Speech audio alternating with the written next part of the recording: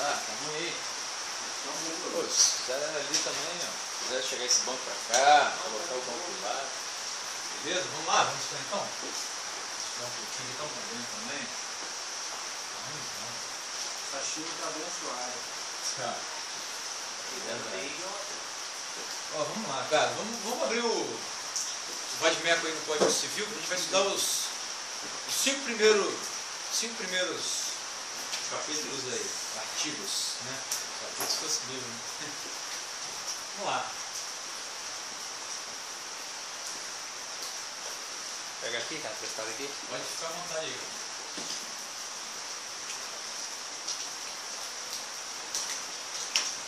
Capítulo 1. A Artigo personalidade primeiro da capacidade. É isso aí. Mas vamos lá. Primeiro, o artigo 1º fala que toda pessoa é capaz de direitos e deveres na ordem civil. Não é isso? Toda pessoa é capaz. Aí vamos lá. Toda pessoa é capaz. Essa capacidade aqui, ela precisa ser entendida de duas formas. Ou ela é plena, ou ela é limitada. Ok? Então essa capacidade aqui, ou ela é plena, dá uma olhada aqui, cara, ou ela é limitada.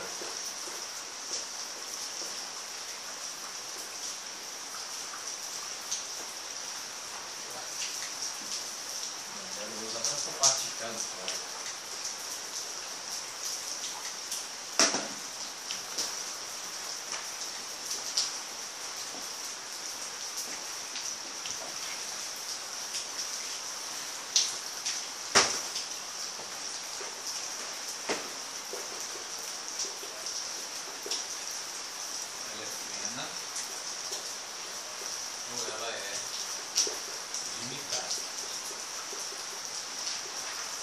Aí diz que toda pessoa é capaz de direitos e deveres na ordem civil.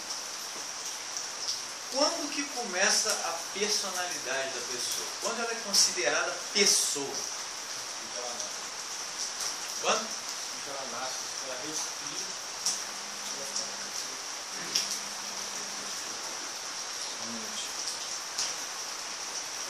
Oi. Vamos lá. A capacidade ou ela é plena ou ela é limitada. Você deu um outro termo também. Você disse que ela é parcial ou total, né? São sinônimos, tá? São sinônimos. Capacidade plena. A gente vai estudar depois. A gente vai começar a estudar agora sobre a capacidade limitada. Porque o que torna uma pessoa por direito é o nascimento com vida. Não é isso? O nascimento com vida, a pessoa nasce para o mundo jurídico. Essa é uma teoria chamada de teoria natalista. Né? É uma corrente doutrinária chamada de natalista. Então, segundo a teoria natalista, a pessoa se torna pessoa no mundo jurídico, ela nasce para o mundo jurídico quando ela é expulsa. O termo foi esse que a professora usou. Quando ela é expulsa do ventre materno, pelo parto natural, pelo cesariano, ela é expulsa mesmo com o embrião ainda, com o cordão umbilical, quer dizer, cordão umbilical ainda preso. A mãe, ela saiu do ventre com vida ou não. Aí a gente precisa ver como que isso vai se dar. Tem um teste para saber se a criança nasceu, se a pessoa nasceu com vida ou não. Respirou, nasceu com vida. Concorda? Respirou, nasceu com vida. Então, existe um teste médico chamado docimasia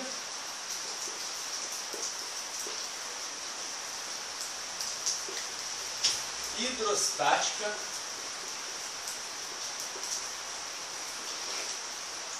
de Galeno. É mole. Hidro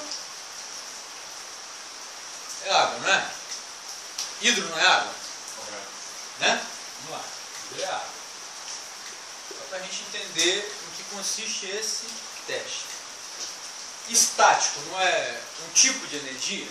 Cinético estático, né? Beleza? Um tipo de energia. Estático.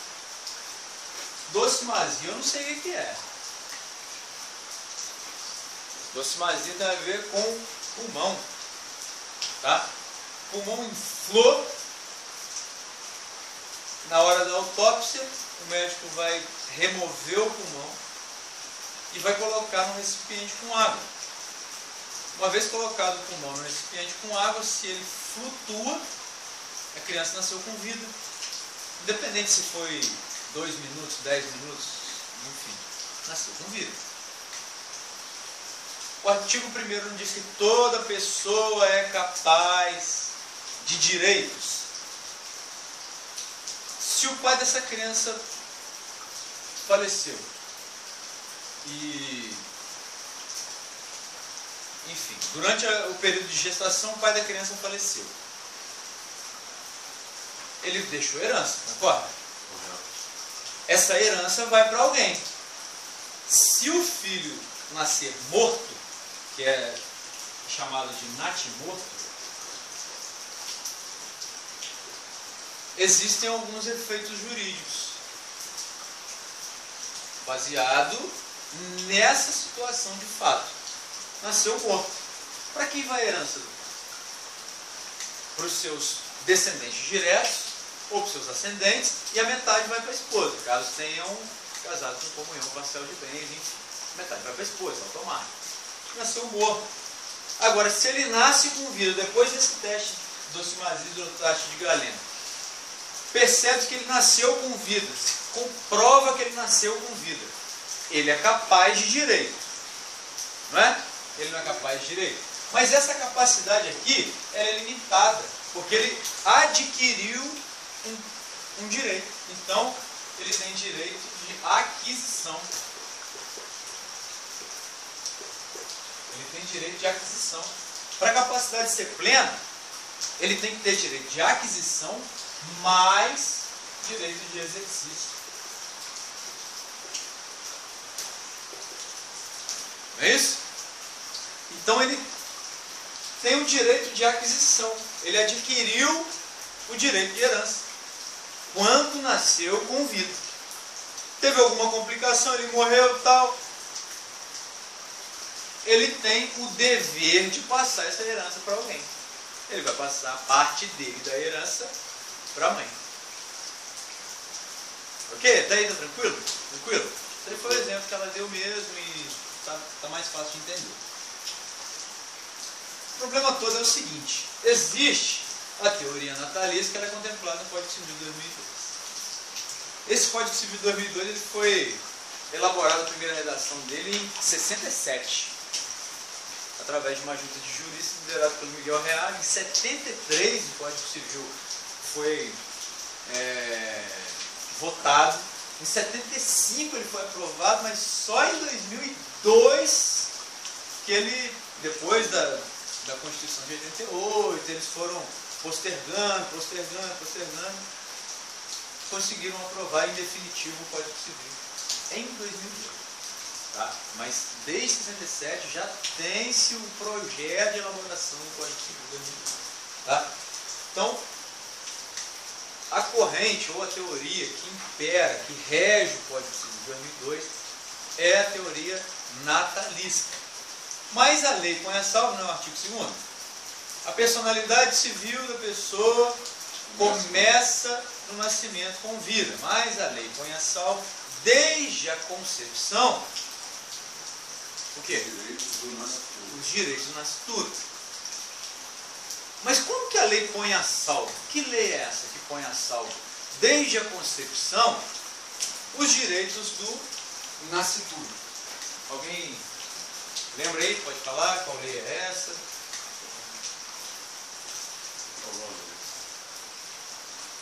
Eu lembro que eu falei a lei, mas lembra? Lembra qual lei que é? E a que se refere essa lei? Ela se refere a algum momento de concepção, né? Isso. Quando o embrião já está na barriga da Fé. Ela vai e coloca lá assim no escritor, que ela dá lá tudo que o embrião teria direito, né? Uhum. Coloca lá também em relação ao suposto pai, né? Alguns deveres lá. Concorda comigo que o nascituro tem direito à alimentação? Sim. A vida, então, não precisa nem discutir, né? A lei põe a salvo desde a concepção, direitos do nascituro, então vida está fora de questão aí. Tá? Não vamos entrar na questão do aborto, não vamos entrar em nada disso, porque a vida está fora de discussão. Se protege o direito, consequentemente, se protege o direito da alimentação, porque está querendo garantir o quê? A vida, não é? Mas o que precisa ficar entendido é o seguinte: a personalidade civil da pessoa começa do nascimento com vida. Com vida. Existe a teoria concepcionista que está tentando modificar o raciocínio. É uma corrente que está sendo muito aceita. O professor André de Barros, ele está... É 11.804 a lei, tá? Aí, lei 11.804. Lei de alimentos gravídicos. Tá? Professores como o André de Barros e outros professores mais novos agora, mais recentes, o que eles estão desenvolvendo? Essa teoria concepcionista. Tá? É uma teoria muito forte, pode ser que ganhe aí o status de lei nova, e se tiver alguma reforma no Código Civil, pode ser incorporado ao novo Código Civil. Mas hoje, para você fazer uma prova, um concurso, qualquer coisa, a pessoa vai dizer para você assim: de acordo com o Código Civil de 2002, de acordo com o Código Civil, quando começa a personalidade civil da pessoa? Do nascimento com vida. Porque aí ela vai ter direitos e deveres. Nasceu com vida, tem direitos e deveres. Ela é capaz. Lembra da capacidade? Ela é capaz. Tem uma capacidade limitada. Ela tem uma capacidade limitada, mas é capaz de direitos e deveres na ordem civil. Tá? Mas a capacidade civil, a personalidade da pessoa começa o nascimento com vida. Só que a lei põe a salvo os direitos do nascituro. A alimentação é o exemplo deles. Tá? Como que o nascituro vai se alimentar? Através da mãe. Então, na verdade, a lei protege os direitos do nascituro através da mãe. E essa lei 11.804, ela vem dizer o seguinte, que os cuidados que o médico achar necessário, cuidado psicológico, não é isso? Lê pra gente aí, por favor. Muito legal. A lei é muito pequena, lê do início mesmo, o título até o finalzinho dela aqui, por favor. Lei 11.804, de 5 de novembro de 2008. Disciplina o direito alimentício gratuito e a forma como ele deverá ser exercido e dar outras providências. O Presidente da República faça saber que o Congresso Nacional decreta e eu sanciono a seguinte lei. Artigo 1. Esta lei disciplina o direito de alimentos da mulher gestante e a forma como será exercido. Tá vendo? A lei já começa dizendo: essa lei disciplina os direitos da mulher gestante. Porque, de acordo com o Código Civil, não pode disciplinar sobre o feto. Tá vendo a diferença? Então, uma lei não pode ser, não pode ter antimonia, que eles chamam, né? Não é isso? Antinomia. Uma lei não pode ir de encontro a outra. Se está dizendo que, juridicamente falando, a pessoa adquire personalidade civil a partir do nascimento, então a lei não pode ser contrária ao texto expresso no Código Civil. Então está dizendo que essa lei fala dos alimentos da mulher grávida, consequentemente está protegendo os direitos do nascituro desde a concepção. Ok? Vai, continue, por favor. Artigo 2. Os alimentos de que trata esta lei compreenderão os valores suficientes para cobrir as despesas adicionais do período de gravidez. Aí. Valores suficientes para cobrir despesas adicionais do período de gravidez. Vai. E que sejam dela decorrentes, da concepção ao parto. Da concepção ao parto. Aí entrou, ó, dos direitos do nascituro. Mas a lei põe a salvo desde a concepção os direitos do nascituro. O nascituro é aquele que tem expectativa de vida. É o embrião formado no ventre, o feto, é a união do espermatozoide com o óvulo, formou o embrião, o feto, a vida intrauterina. Essa expectativa de vida, esse feto no mundo jurídico é chamado de nascituro. Tá? Na medicina é chamado de feto, no mundo jurídico é nascituro. Beleza? O termo correto no mundo jurídico é esse, nascituro. Tá? Então, expectativa de vida, mas a lei põe a salvo desde a concepção os direitos do nascituro. Um exemplo desses direitos que a lei põe a salvo é o direito à alimentação, e um exemplo é a lei 11.804 de 2008.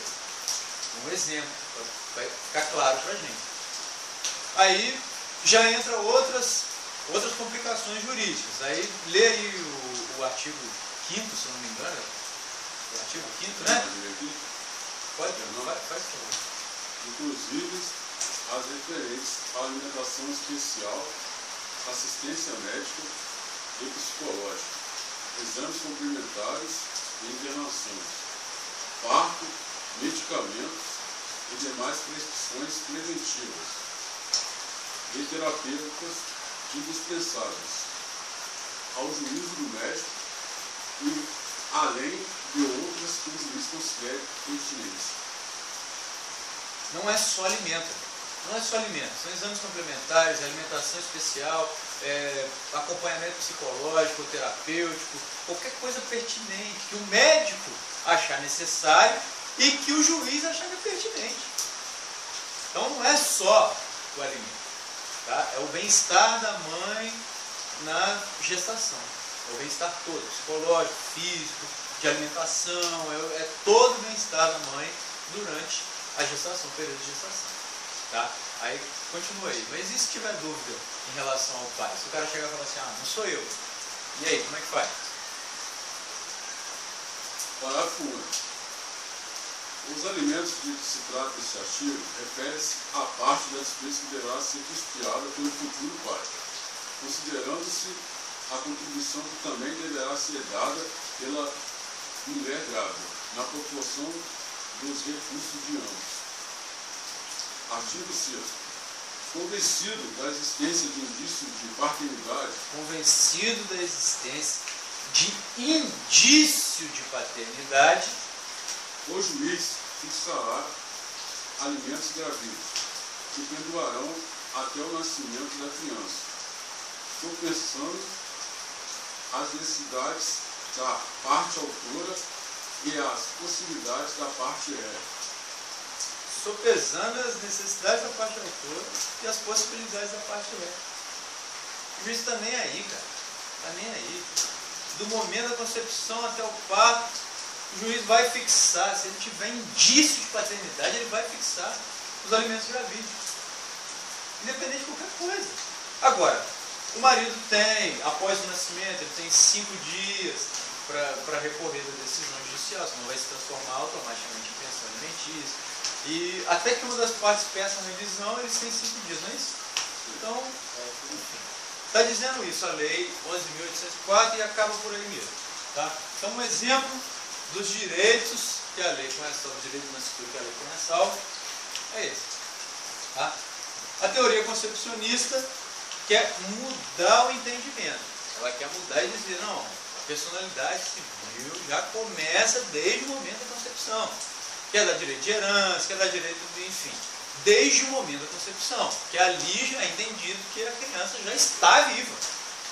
já está sendo formada, e enfim, tem estudos aí que estão em andamento para ver quanto que a medula é formada, quanto que ela liga com o cérebro, a medula, quantas semanas que são, tal, enfim.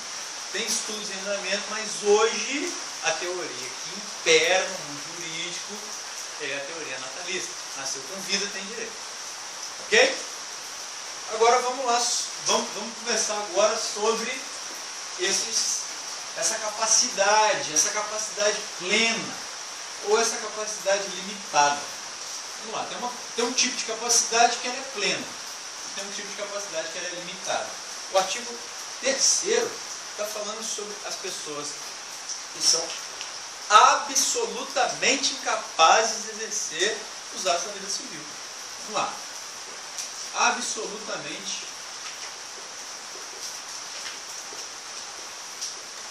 incapaz de exercer pessoalmente os atos da vida civil. Isso tem que ficar muito claro, tá? Muito claro. Eles são absolutamente incapazes de exercer pessoalmente. E a gente não está falando de aquisição, a gente está falando de exercício agora. Exercício da vontade. Quando eu consigo exprimir minha vontade e dizer, olha, é isso que eu quero. Tá?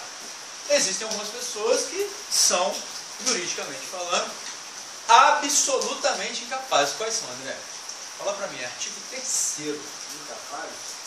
São absolutamente incapazes de exercer pessoalmente os atos da vida civil. Isso, artigo 3º. Os que, mesmo por causa transitória, não puderem exprimir sua vontade. Não. Terceiro. Começa a ler, artigo 3º. São absolutamente incapazes de exercer pessoalmente os atos da vida civil. Isso. Quem? Se for enfermidade ou deficiência. Menores de 16. Inciso 1. Os menores de 16 anos. Vamos lá. Menores de 16 anos.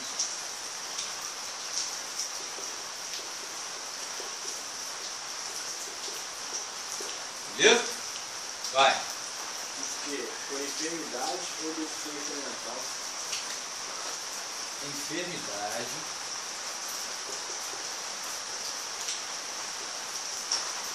Ou Deficiência mental. deficiência mental. Não tiverem necessário discernimento para a prática do estudado. Não tiverem o necessário Discernimento para a prática do estudado. discernimento.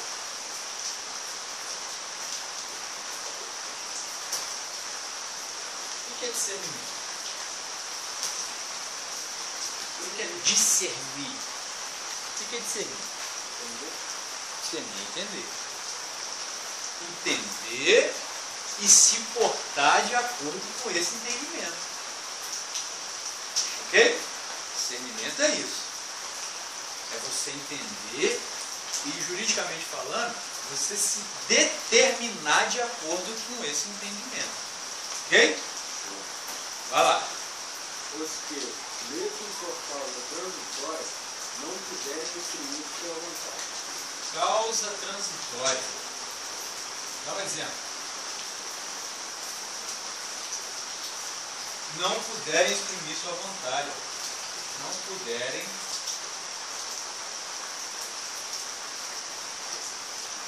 exprimir vontade. Dá um exemplo aí de causa transitória que deixa o cara sem condição de exprimir sua vontade. É uma pessoa normal que sofre um acidente ou uma lesão. Cagou aquele ator lá que teve um tiro na cabeça e ficou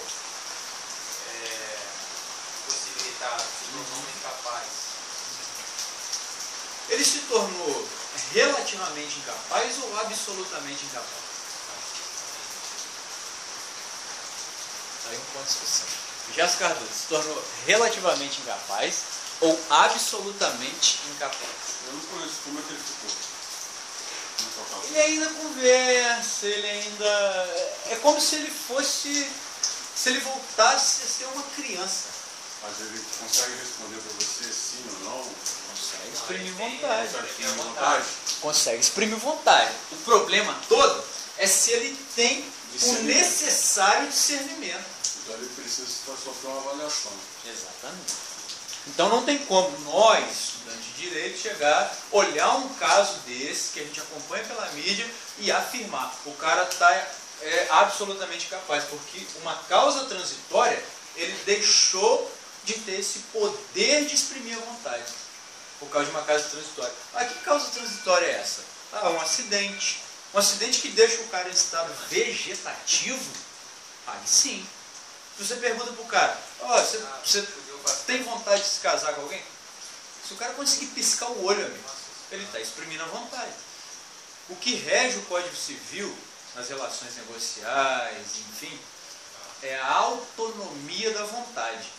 Por isso que a partir do artigo 104 do Código Civil está falando sobre a nulidade do negócio jurídico. Começa a falar sobre as causas de nulidade do negócio jurídico. E uma das causas que o negócio jurídico é nulo, quando ele é celebrado por agente absolutamente incapaz. Ok? Então, precisa ser avaliado, igual o Pompeu falou, precisa ser avaliado cada caso. Por isso que o direito trabalha com caso concreto. Aí cabe o juiz. Aí depois a gente entra numa parte de interdição, a gente vai falar mais aprofundadamente sobre isso. Esse caso aí, cara, eu até falei aquele dia. Eu falei isso com ele. Pô, o André falou que o surdo-mudo não tem capacidade. É uma confusão que acontece. É uma confusão que acontece. Por quê? Porque o assunto é novo. O assunto é novo. Aí a gente vai naquele ímpeto de querer exprimir a nossa vontade. A gente vai naquele ímpeto de querer dar uma opinião e às vezes a opinião não é a correta quando você começa a estudar mais aprofundadamente. Entende? Então, o exemplo do Gerson Cardoso é perfeito para a gente ilustrar isso. Ele diz aqui, ó, os menores de 16 anos são absolutamente capazes de exercer os atos da vida civil. Os que por enfermidade ou deficiência mental não tiveram o necessário discernimento para a prática desses atos. Tá vendo? Por enfermidade existem doenças degenerativas, cara. Existem doenças degenerativas físicas e mentais, cara. Isso que eu ia te falar, que você acredita que você foi explicado, se fosse uma relação, o cara levou um choque psicológico às vezes. O cara tem uma perda muito grande, o cara. Exatamente. Ele não pode O cara aí vai regredir. tem um trauma violento. Sabe? O cara bate com a cabeça, na hora não acontece nada. Depois ele vai regredindo, ele perde a capacidade motora, ele perde a capacidade de raciocínio, ele vai perdendo. Isso é causa transitória. Ele não consegue mais exprimir a vontade. Uma causa transitória que resultou de uma enfermidade. Tá vendo? Então, são exemplos. Sabe? Então, assim, enquanto alunos, nós estamos aptos a errar. Enquanto aluno, o professor vai dar um exemplo, a gente vai se confundir, isso acontece, é normal, é natural, porque nós somos alunos. O professor às vezes se confunde, imagina aluno. Entende? Então isso não pode tirar a nossa vontade de querer participar. O caso do surdo-mudo é o seguinte, ele às vezes é surdo, tá? Mas ele consegue exprimir a vontade. Ele tem a linguagem brasileira dos sinais, não é isso? O mudo, mesma coisa. Ele consegue ouvir, mas pô, às vezes ele consegue escrever, tem mudo que consegue escrever, pô. Tem. Então, foi isso que cada eu falei, caso é um caso. Ele consegue exprimir a vontade dele. O que tem que nortear é o seguinte, ele consegue discernir, ele tem discernimento, ele tem o necessário discernimento? Sim. Ele pode não conseguir se expressar da maneira que todos se expressam, mas ele tem um discernimento. Se você fizer a pergunta certa, ele vai dar a resposta correta. Isso não torna ele um incapaz. Não o torna incapaz de forma Se estiver alguma. entendendo o fato que ele está... Exatamente. Um exemplo. A parada aí foi você definir discernimento, cara. Você definir discernimento, aí você matou. Discernimento. Uma coisa é entender. E a outra coisa é se determinar de acordo com esse entendimento. Imagina comigo um surdo mudo. Imagina um cara que sofreu um acidente, Gerson Cardoso, vamos dar o exemplo dele aqui. Ele adquiriu um patrimônio porque ele era ator, enfim, da Globo e tal, ele adquiriu um patrimônio. Tá? Vamos levar a situação para o negócio jurídico, só para ficar mais fácil o entendimento. Tá? Vamos supor que ele tenha o discernimento necessário para vender um imóvel. Tá? Vamos supor que ele tenha o discernimento necessário para vender um imóvel. Ele consegue exprimir a sua vontade. Alguém chega para ele e diz assim: Gerson, você tem uma casa avaliada em 200 mil reais. Você quer R$2 por essa casa? Eu te pago agora. Você me vende ela por R$2? Se ele exprimir a vontade dizendo sim, eu vendo por R$2, ele não tem o discernimento necessário para esse ato da vida civil. Ele entende que a casa tem um valor, mas ele não consegue se comportar de acordo com esse entendimento. Então ele é um absolutamente incapaz.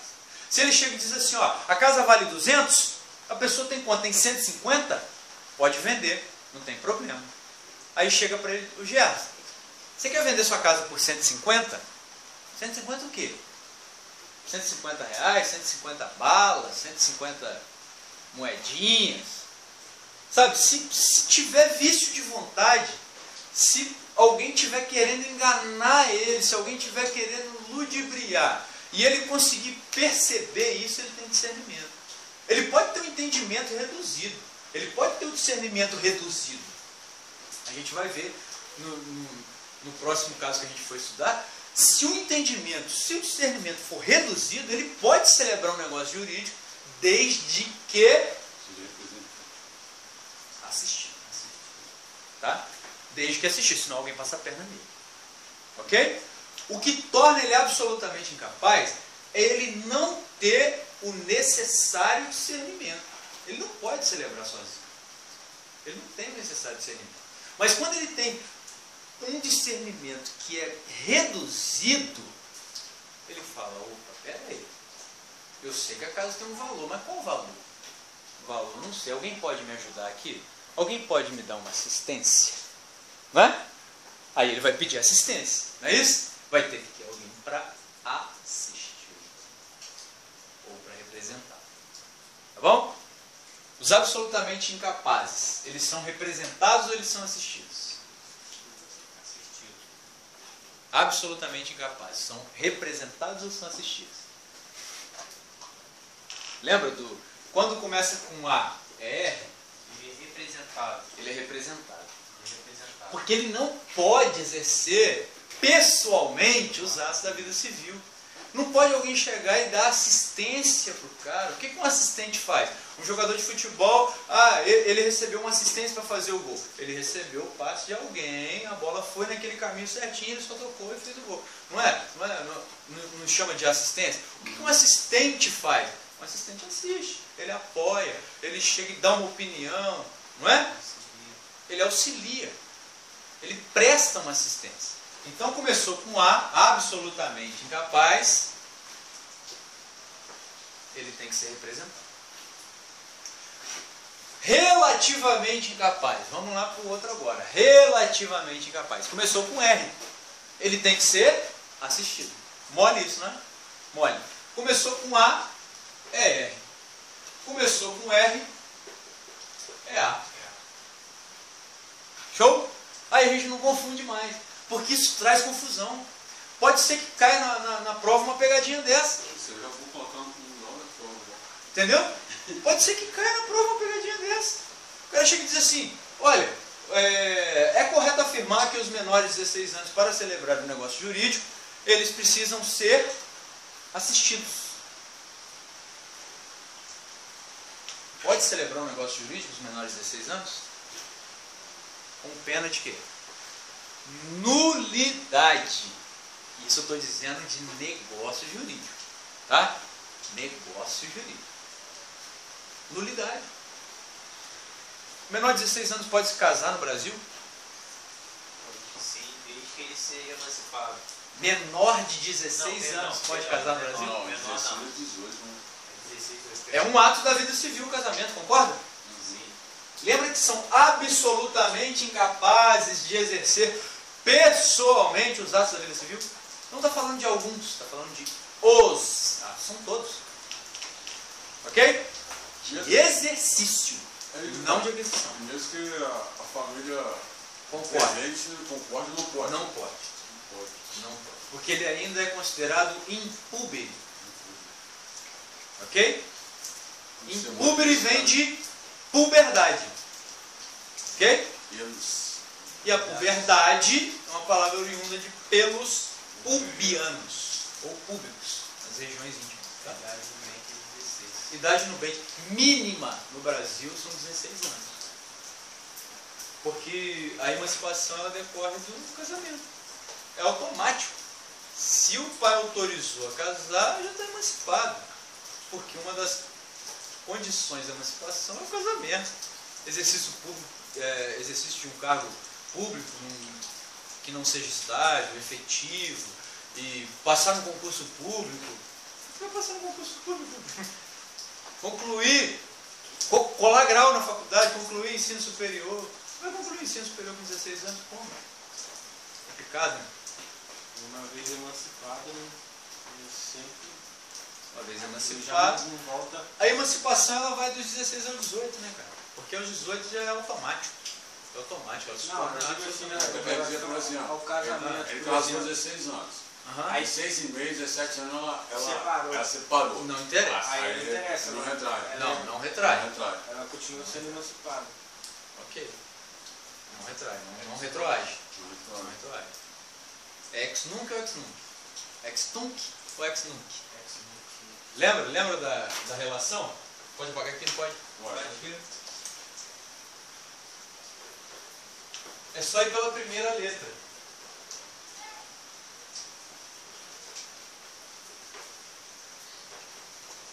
É só ir pela primeira letra. Ex tunc ou ex nunc. Ex tunc, tudo retroage. Ex nunc, nada retroage. Olha. Ok? Vamos falar agora sobre os relativamente incapazes. Olha o que o artigo diz. São incapazes relativamente de exercer alguns atos da vida civil. É isso que está escrito aí? São incapazes relativamente a certos atos ou a maneira de os exercer. A certos atos ou a maneira de exercê-los. Está falando de exercício, está falando de aquisição? Exercício. Quando você exerce, você tem que ter a autonomia da vontade. Para ter a autonomia da vontade, a tua vontade não pode estar viciada. Concorda? Ok? Vamos lá. Então, os relativamente incapazes. Fala pra mim aí, quem sabe? Relativamente, ó, relativamente. Começou com R, eles têm que ser. É o contrário, começou com R, A. Ok? Os maiores de 16 e menores de 18 anos. Maiores de 16 e menores de 18 anos. Ok? Porque aí a idade já é púbere. Púbere. Ok? Os ébrios habituais. Ébrios habituais. O que significa a palavra ébrio? Ébrio. Não? Lembra, Pompeu? Oh, Lembra? já fiquei muito assim, Ébrios. Ó. Ébrios habituais. Olha a diferença, ó. Habituais. Ébrios habituais. O ébrio é o cachaceiro. É o pé de cana. É o cara que dorme bêbado e acorda mamado. É o Zé Pinguinha. É o cachaça, não fala, não tô gravando, não fala não. é o cachaça. É o cara que tem uma doença. Isso já é considerado doença social. Tá? É considerado uma patologia social. A bebedeira. O cara é viciado em cachaça. O cara é viciado mesmo em pinga. O cara é viciado na caminha. O cara é louco. Ele não bebe socialmente. São os ébrios habituais. Olha a diferença. Tem gente que trabalha, tem sua vida normal, mas não é bebido pela cachaça. Ele bebe cachaça, mas não é bebido. Não bebe juízo junto. É o que dizem, não é? Não bebe juízo junto. Então tem gente que você vê 6 horas da manhã, tá bêbado. Você vê 8 horas da manhã, tá bêbado. Meio-dia, tá bêbado. Sabe? Não estou dizendo desses caras que já se entregaram, não. Desses caras que a família abandonou, não. Estou dizendo de pessoas normais. Pessoas que têm ainda uma vida social. Mas o cara bebe todo dia, o cara bebe toda hora. O cara vai sair para trabalhar, ele bebe. Ele chega no serviço bêbado. E é o ébrio habitual. É aquele cara que, se está alegre, bebe para comemorar. Se está triste, bebe para esquecer. Enfim, tá? Ébrios habituais. Ele é relativamente incapaz a certos atos da vida civil ou ao modo de exercê-los. Ok? Ébrios habituais. Fala para mim um outro aí. Os viciados em tóxicos. Os viciados em tóxicos.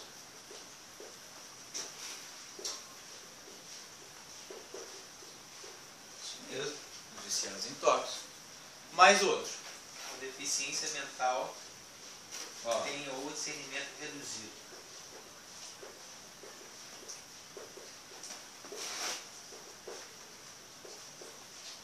Discernimento reduzido. Quer saber quem são os relativamente incapazes? Discernimento reduzido. Excluiu o fator idade. Excluiu o fator idade? Ó, 16 a 18. Cai numa prova, é só raciocinar. Quem tem o discernimento reduzido. Reduzido. Há uma diferença entre o absolutamente incapaz. O absolutamente incapaz, ele não tem capacidade de discernir e de se comportar de acordo com esse discernimento. Agora não. A pessoa com uma deficiência mental, ou os viciados em tóxicos, ou os ébrios habituais, que por causa da cachaça, por causa da droga ou por causa da deficiência mental, tiverem o seu discernimento reduzido, aí, brother, ele é relativamente incapaz. Ok? Ficou claro isso? Claro, isso. Show? Agora vai falar sobre os excepcionais. Não fala aí sobre os excepcionais? Fala, sem desenvolvimento mental completo. Sem desenvolvimento mental completo. O que desenvolvimento mental incompleto acarreta? Discernimento reduzido. É redundante, não é? É. Não é redundante? Muito. Então vamos lá. Os excepcionais. Vou tentar escrever aqui. Não, vou apagar aqui em cima, aqui, tá? Ó. Vou usar só essa parte do quadro aqui, porque a outra parte está molhada ali, cara. É vento com a caneta. Tá? Vamos lá. Os excepcionais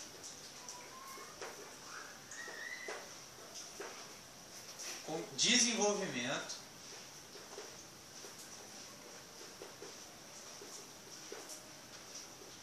mental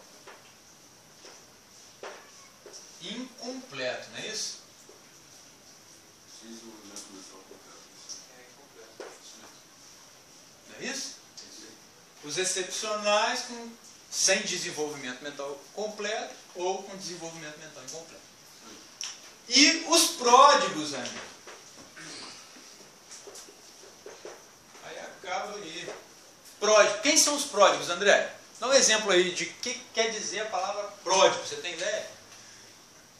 Qual a primeira coisa que vem na tua cabeça? Está certo ou errado, não interessa. Qual a primeira coisa? Na hora que você ouve a palavra pródigo, quem você imagina? Dá uma descrição de quem seria pródigo para você. Cara, eu sei que é, mas não sei explicar. A palavra pródigo, você lembra logo do filho daquele cara lá da Bíblia que meteu o pé, pegou a herança, saiu fora, não é isso? Depois ele gastou tudo, aí voltou com o rabinho entre as pernas, aí o pai fez uma festa para receber ele e tal, né? A primeira coisa que vem na tua cabeça não é essa? Pródigo. Será que no mundo jurídico o pródigo também é essa figura? Será que no mundo jurídico o pródigo também é essa figura? Não. É aquele filho que gasta o seu bem próprio. Exatamente. A herança você recebe só depois de morto, né? Mas a figura é semelhante àquela. Se ele recebesse a herança com o pai ainda vivo, ele ia fazer a mesma coisa. Ele ia torrar o próprio patrimônio. Concorda que existe uma certa semelhança? Então, o pródigo, André, é aquele gastador compulsivo. O cara, o próprio patrimônio, ele torra tudo, meu amigo. Ele joga fora. Aí você concorda que existe uma certa relação entre o ébrio habitual, o viciado em tóxico, o pródigo? Você concorda que existe? Porque se o cara é pródigo, rapaz, e é viciado em droga, você imagina? Ele recebeu uma casa de herança. Fala pra mim como é que fica a situação desse cara. Ele vai cheirar a casa toda. Ele vai cheirar a casa toda, ele vai beber a casa toda, ele vai vender a troco de nada e vai usar o dinheiro para sustentar o vício. Ou para comprar, e, enfim, existem os compradores compulsivos também, o cara que compra tudo. Fica endividado, tem um monte de cartão de crédito. O que ele está fazendo? Ele está dissolvendo o próprio patrimônio.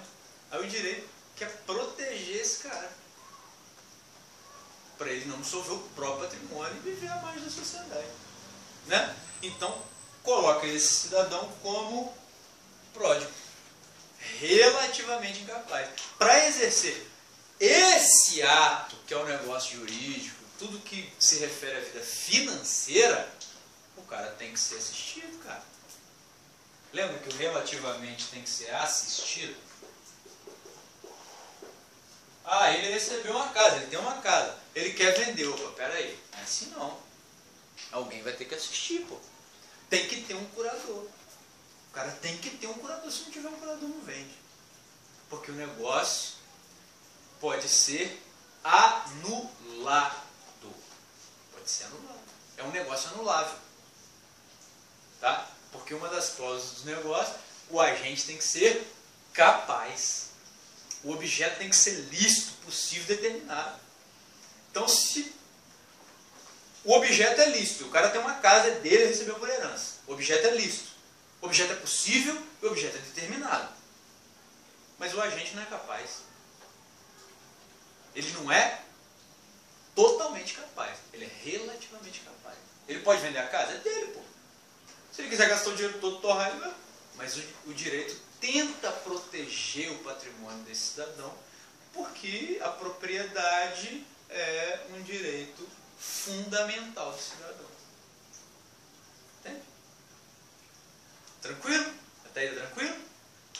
Agora a gente vai partir para um outro assunto, o assunto da interdição. Olha só o problema. Olha só o problema.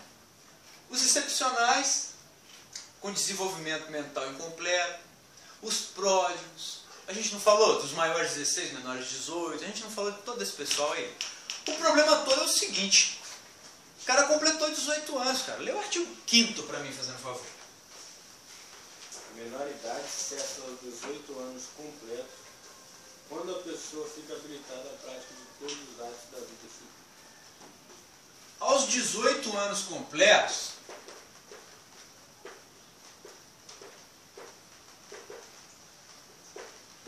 a pessoa fica habilitada para exercer pessoalmente todos os atos da vida civil. Não é isso que o artigo 5º está dizendo? Artigo 5º, não é? Problema. O que acontece com o absolutamente incapaz quando completa 18 anos? Ele vai se tornar relativamente incapaz? Por que não? Excesso de menoridade. Acessou a menoridade, o cara... Lembra que o absolutamente capaz até os 16? Aí, pô, dos 16 aos 18, ele é relativamente... Show? Então, no fator idade, com 18 anos completos, acabou. Mas e se o cara não conseguir? Ele completou 18 anos, ele não consegue discernir, ele não tem autonomia da vontade. O que acontece com esse cara? Ele pode, 18 anos completos, a pessoa está habilitada a exercer pessoalmente todos os atos da vida civil. E aí? Ele tem 18 anos, mas ele está enfermo, ele está vegetando, ele tem 30 anos, sofreu um acidente, está lá acamado, ele está respirando por tubo, ele não consegue exprimir a vontade, nem através de uma piscada de olho, movimento do dedo, ele não consegue. Ele vai se tornar absolutamente capaz? Não. Ele continua absolutamente incapaz. Os absolutamente incapazes continuam, desde que enfermos ou tenham deficiência mental. Ou, por qualquer outra causa transitória, não conseguirem exprimir sua vontade, independente da idade. Ok? Show de bola? Essa pessoa precisa ser interditada. Completou 18 anos, precisa ser interditada. Tá? Porque ela não pode exercer pessoalmente os atos da vida civil. Os absolutamente capazes precisam continuar sendo representados a partir dos 18 anos. Está entendido? Está tranquilo? O que acontece agora com os relativamente incapazes? Vamos raciocinar aqui. O que acontece com os relativamente incapazes quando eles alcançam a maioridade? O que acontece? Ele vai continuar sendo relativamente incapaz. Né? Ele vai continuar sendo relativamente capaz. Mas é preciso ter uma ação de interdição. Não é preciso ter uma ação de interdição? Porque ele já, através do Código Civil, ele se tornou habilitado pela idade, pelo fator idade. Ele já se tornou habilitado. O que inabilita essa pessoa a exercer os atos da vida civil? Certos atos da vida civil. O pródigo, por exemplo, o gastador, se ele quiser casar, ele vai precisar de alguém para assistir? Não. Precisa. Está vendo que como um ato não interfere no outro? Ele completou 18 anos e falou, eu quero casar. Pode casar, não tem problema. O problema é quando ele vai realizar um negócio jurídico. Ele foi realizar um negócio jurídico. O problema dele, a prodicidade dele, é oriunda de algo financeiro. Algo patrimonial. Ele torra todo o dinheiro que tem. Então, essa prodicidade ela não vai atingir as outras áreas da vida civil desse cidadão. Mas ele completou 18 anos, ele tem que ser interditado. Não tem papo. Essa ação de interdição, como que ela acontece? Quais são os passos dessa ação de interdição? O cara tem que ser interditado. Mas o que tem que acontecer? Precisa ter... Aprovação com laudo médico. Isso aí, cara. Ó, precisa ter um laudo médico. E que médico? Pode ser qualquer médico. Hã? Especialista. Tem que ser um médico forense.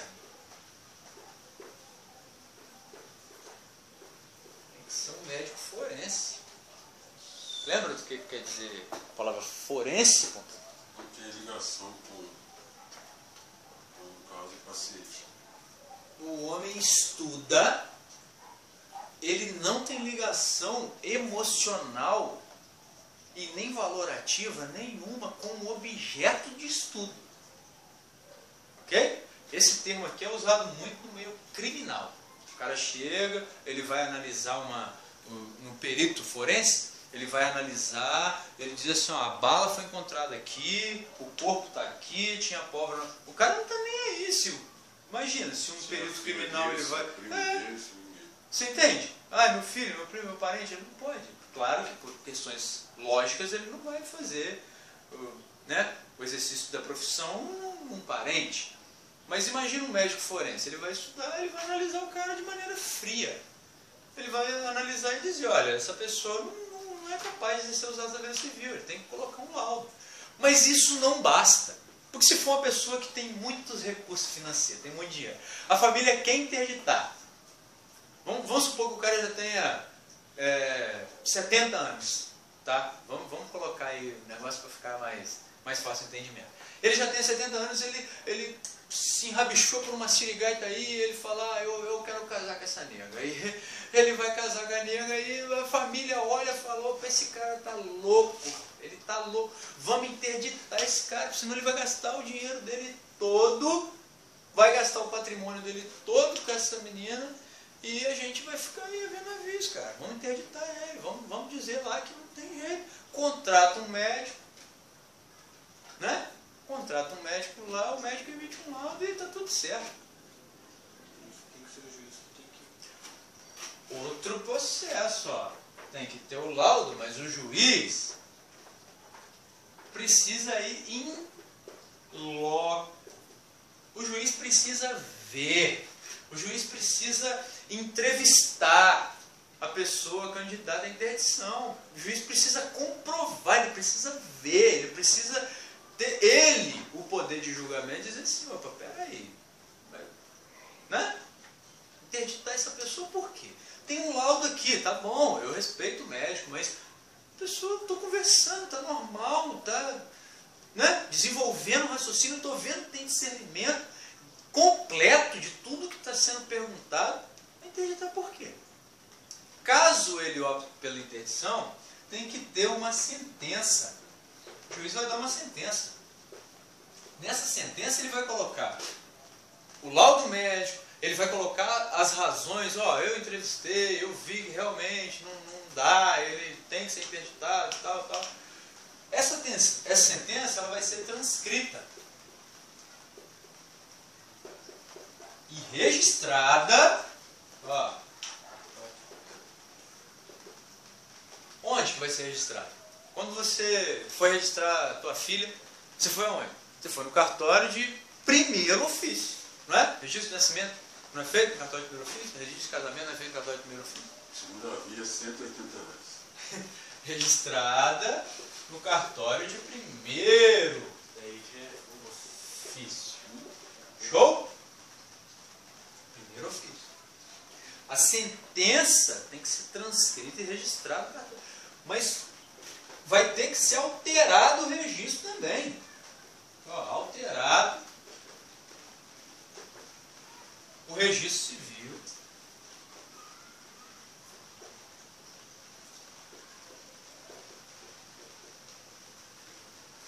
E vai ter que ser colocada a observação de pessoa interditada, vai ter que ser alterada e a observação vai ter que ser colocada. Tudo de acordo com a lei 6.015, a lei de registro público de pessoas, não é isso? Vê se tem aí a lei 6.015. Lei 60.15/75, se eu não me engano. Lei 60.15, 6.015, vê se tem. Sim, loco é latino, né? É, in loco é uma expressão latina. Quer dizer no local. Tá? Mas esse laudo aí, o juiz não pode aceitar o que a família, por exemplo, entrega para ele, não. Pô, eu já não sei, cara.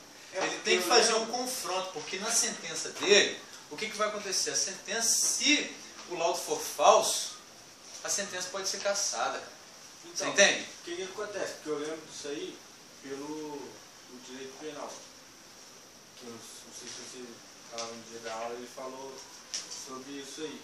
Que o juiz ele vai até a casa da pessoa, entrevista a pessoa, e o juiz que determina o médico para poder dar aquele laudo. Ok, ok. Mas aí seria a perícia judicial. É. Isso. Perícia judicial. A família chega e questiona, pô, foi interditado por quê? Sabe? Ah, por interesse de um filho, foi por interesse da esposa.